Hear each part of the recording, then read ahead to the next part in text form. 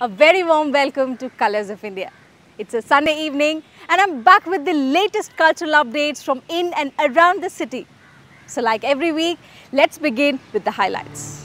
Our top story this week: Rabindranath Tagore's works brought alive by eminent dancers. A comedy play based on Munshi Premchand's Bade Bhai Sahab. And the most exciting of it, a platter full of Japanese delicacies. Today we start our episode with a unique show where Rabindranath Tagore's later life whims and fancies, expressed through exquisite poetry, was interpreted through different dance forms. Take a look.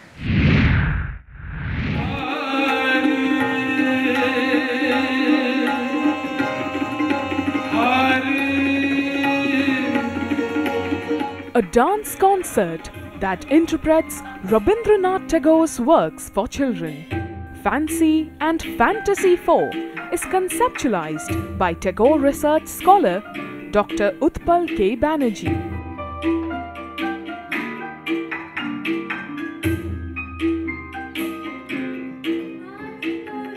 His works bring to life the renowned poet's works through performances by prominent dancers. Actually, it is Mr. Utpal Banerjee's baby only, and since he had translated, these are around 250 poems of Tagore's into 4 different volumes. He was looking for a different medium for all these poems to be expressed, and he was thinking of dance, and that's how he initiated the whole project with Mr. Santosh Nair, our artistic director, and that's how it all got going, and all the eminent gurus got involved, and they were all very eager to, yes, take this up and present it to the best of everybody's ability.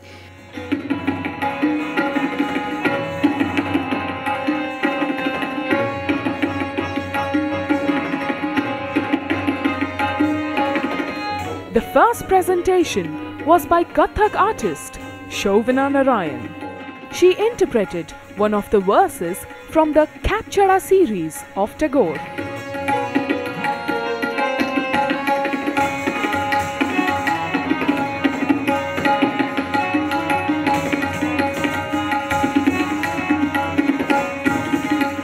Accompanied by her student Mrinalini, she chose for her performance a piece on Motilal Nandi.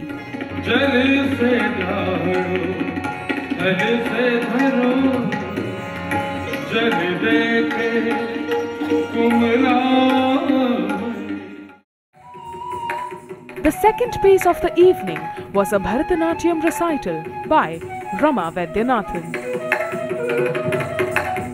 Dancers have got together to pay tribute to Utpal Banerjee, one of our very senior art critics, author on dance and music, and he's a scholar. So we're paying tribute to him on his 80th birthday. And I chose a poem from Tagore poetry. It was called Shishu Bholanath, and I worked on the translation, which was written by Utpal Da.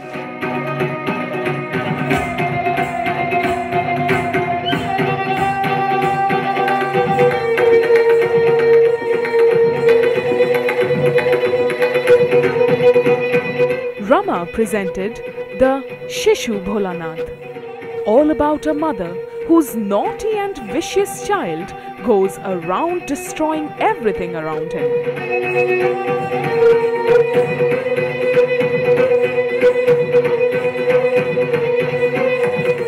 The interpretation is that she is actually addressing Bholenath, Lord Shiva.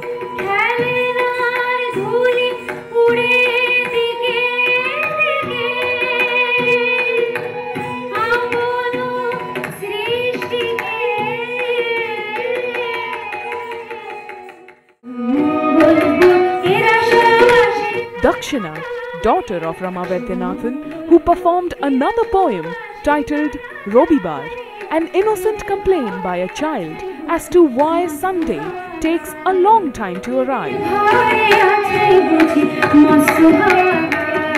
It's been amazing in the sense that the way the Tagore's, Gurudev's poetry has been translated and how each of the interpretation was beyond the common.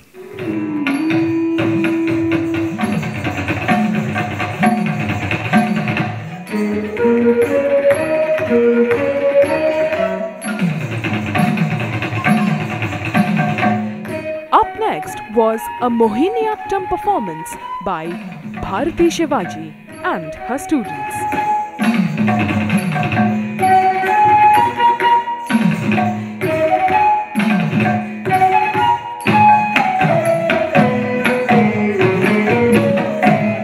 They presented an extract from John Mukotha, where a child asks his mother, where did she pick him from?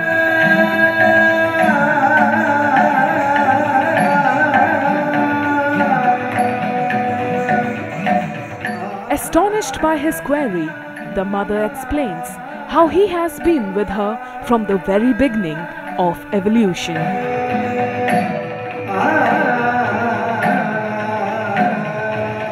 Mohiniyattam is a very gentle and a very graceful kind of dance, and it's a very languorous and a very serene. It has no aggression about it, and the body movements are very characteristic to Mohiniyattam, and this is from the land of Kerala. Mohini literally meaning the dance of the enchantress, but it is actually dance of the divine enchantress. Basically, I'm a contemporary dancer, and we draw from Mayurbhanj Chau, which is a traditional martial arts form, which is from Odisha. And we draw movements from that particular traditional form, and we put it in contemporary, and we develop our own style, which has an Indian touch.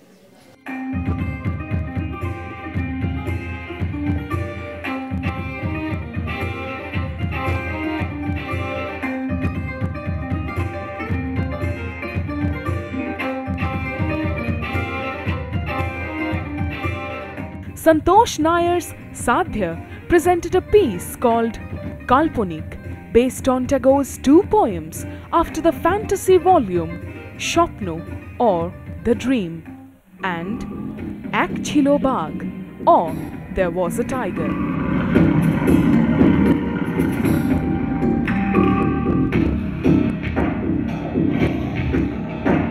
Shopno is about the magic dream of the child to become a winged cloud, and Ek Chilo Bagh brings forth the innovation of the poet, in which a tiger talks in human language and displays all human emotions.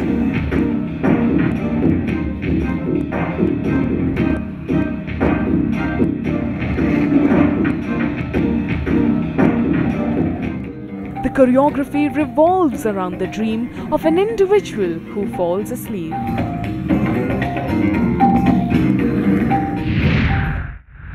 This wonderful evening, comprising of prominent dancers depicting Gurudev's works on stage for the first time ever, was indeed a show to remember. Well, on that note, it's time for us to slip into a very short break. Lots more exciting stories coming up your way. On the other side, don't go anywhere. When we return, we get you a dramatic adaptation of Munshi Premchand's celebrated short story, Bade Bhai Sahab, and a special menu comprising of authentic Japanese food. Welcome back after the break.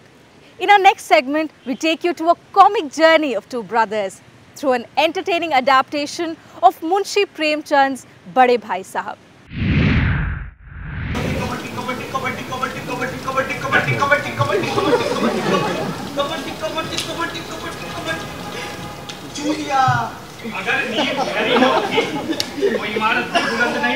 A laugh riot penned by Munshi Premchand. Mitra Cultural Society staged the comic play Bade Bhai Sahab.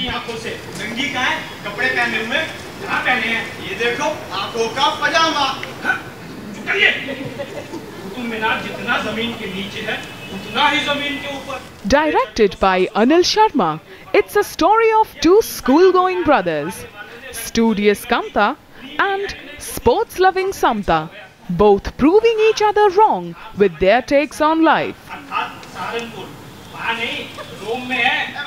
ये नाटक जो है मुंशी प्रेमचंद द्वारा लिखित बड़े भाई साहब, ये एक बहुत छोटी सी कहानी है दो भाइयों की। मुंशी प्रेमचंद जी ने इस कहानी के माध्यम से ये दर्शाना चाहा है कि ज़िंदगी के अंदर पढ़ाई से ज़्यादा अनुभव काउंट करता है। आप चाहे कितना ही पढ़ लें, लेकिन जो ज़िंदगी का अनुभव है उसे आप तभी प्राप्त कर सकते हैं जब ज़िंदगी से आप जूझे हों। वस्तु के हटाए गए द्रव का भार उस वस्तु के भार के बराबर होता है। जब किसी वस्तु को द्रव में आधा या दूसरा डुबोया जाता है। ये किसका सिद्धांत है? अभी याद नहीं किए। Kamta's stream of unending advice to Samta triggers many comic situations. वस्तु के भार के बराबर होता है। जब किसी वस्तु को द्रव में ये किसका सिद्धांत है? अभी याद नहीं किए। The play takes a dig at our education system.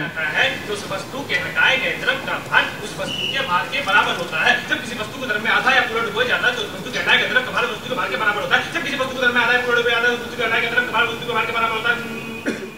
It is amazing. It's so funny. Actually, we've read this play earlier in the school, and but seeing what you've read, seeing that enacted in front of you and so brilliantly is very, very good.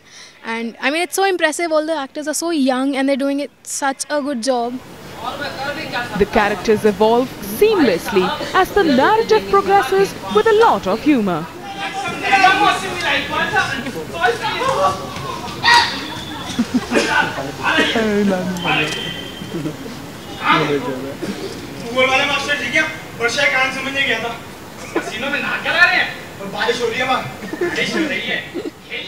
Play अच्छा लगा।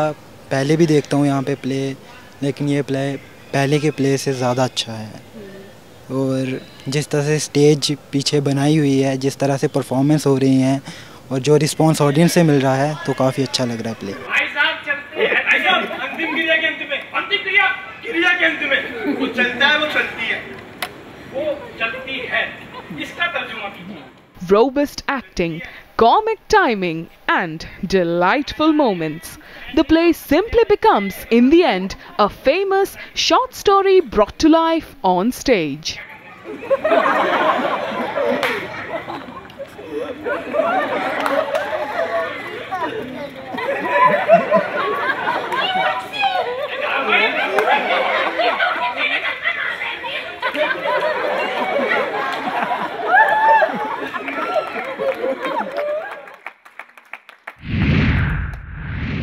Flawless performance, brilliant comic situations.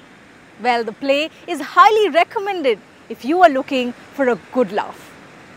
And now, let's take you to a festival that portrays the rich cultural spirit of the newly formed state of Telangana.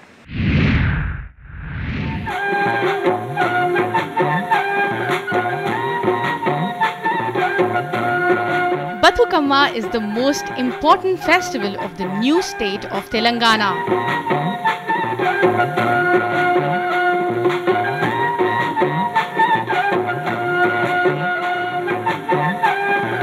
It showcases the native culture of the state through generations. Celebrated for 9 days during Durga Navratri, it starts on the day of Mahalaya Amavasya.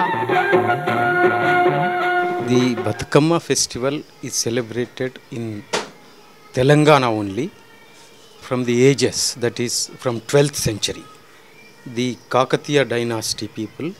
Before that, Jaina used to perform these flowers as their goddess. So later it has been taken into the dynasty, Kakatiya dynasty, which has transformed it into a great source of inspiration to the Telangana.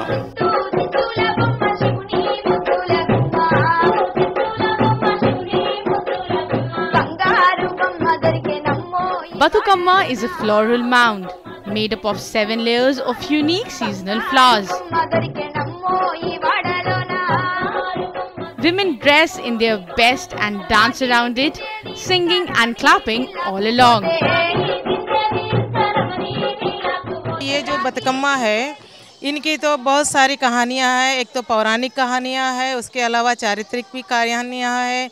और जब निज़ाम का वहाँ पर राज चलता था, निज़ाम के राज बहुत जुल्म करते थे जनता पर, तो लोगों का एक 1948 में जो भारत को स्वतंत्र मिलने के बाद जब हम लोग गुलामी के दौरे से गुजर रहे थे, तो ये Bathukamma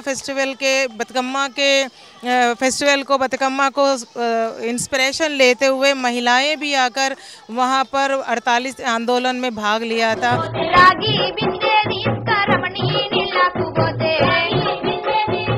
In Telugu, Batukamma means Mother Goddess or Mahagauri,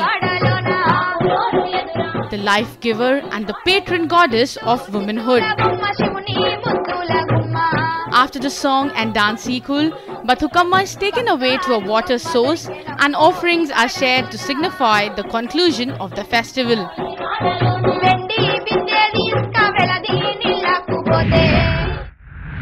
Indian festivals with their multicultural and ethnic background are an epitome of unity and integrity. On that note, we slip into another quick break, but the much-awaited food trail on the other side, so don't go anywhere. After the break, we bring you the flavor of Japan in Delhi, so don't go away. Welcome back.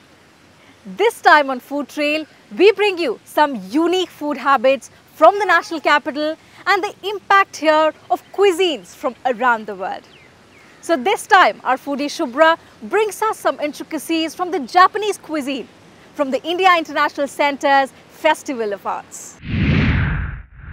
Hello and welcome to Food Trail with me, Shubhra Mukherjee. Be it music or dance, art or movies, Japan has its own unique identity in all these spheres. And as far as food is concerned, Japan has an astonishing variety of seasonal items. So as I am exploring Japanese cuisine this time in Food Trail, come and join me.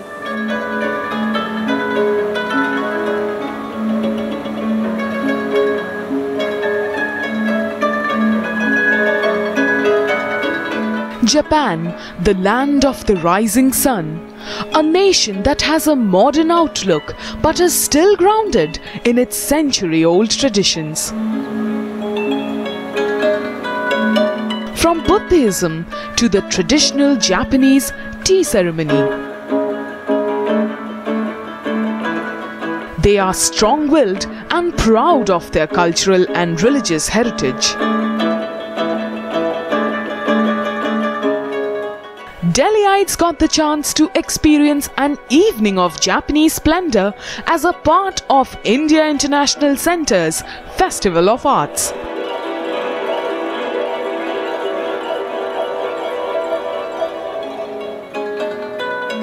With tonal qualities resembling that of an Indian string instrument, the evening was lightened by a traditional Japanese koto concert. Loved it. It was really beautiful and a unique experience because you don't get to hear such music here every day. It's very rare, in fact. So it was a pleasure to be here.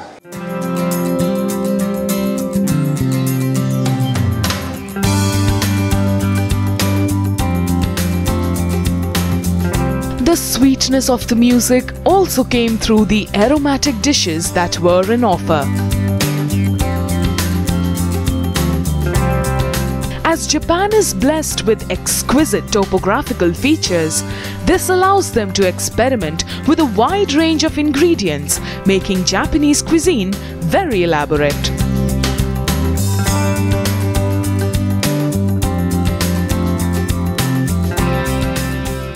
Japanese food always considered as an healthiest food in terms of all cuisines.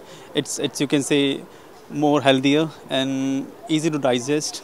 With less spices. It is considered as a fresh cooked and quick cooked and served. It is kind of like Indian food. You have to cook long time, for half an hour, 30 minutes, 40 minutes at least to prepare a curry or to a vegetable. But in Japanese cuisine, the marination part is there. If it is a marinated or if it is just ready to cook, just grill and you can serve it immediately.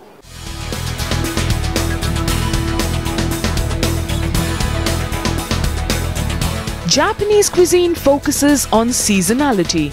it tries to pass on the freshness of the actual ingredient onto the plate using cooking styles which mostly involves grilling, braising and steaming.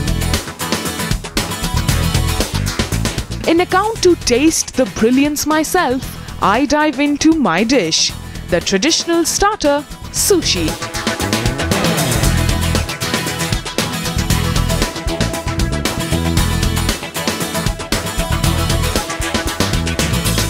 Now over here, I have just tasted the sushi and I must say this is the perfect beginning to the Japanese cuisine that I could have had.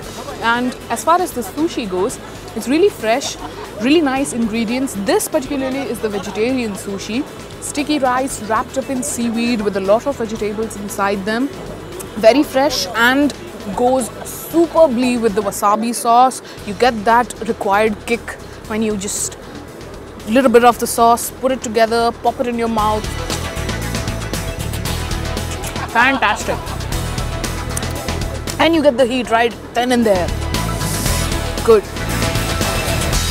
For the main course, rice serves as the main staple in traditional Japanese cuisine, accompanied with non-vegetarian dishes like the stewed hamburg and karaage, a chicken-based dish cooked using a traditional cooking technique involving deep frying, and yakitori or grilled skewered chicken, to vegetarian dishes like the tempura or deep fried vegetables. The seasonal variety came through. Now this particular dish is a chicken preparation. It's called the karaage, and just like the hamburg preparation over here, this one is sweet as well, but then has a different flavor, a little crunch, because as you can see it has been deep fried and then put inside a gravy to give it more character, but a really nice flavor of Japan.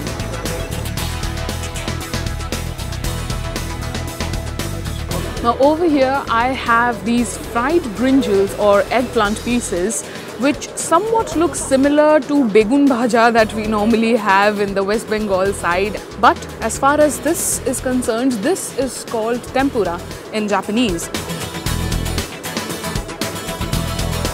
And as for the dessert, plain cake was served with white frothy whipped cream and a traditional Japanese confectionery item, the red bean sauce.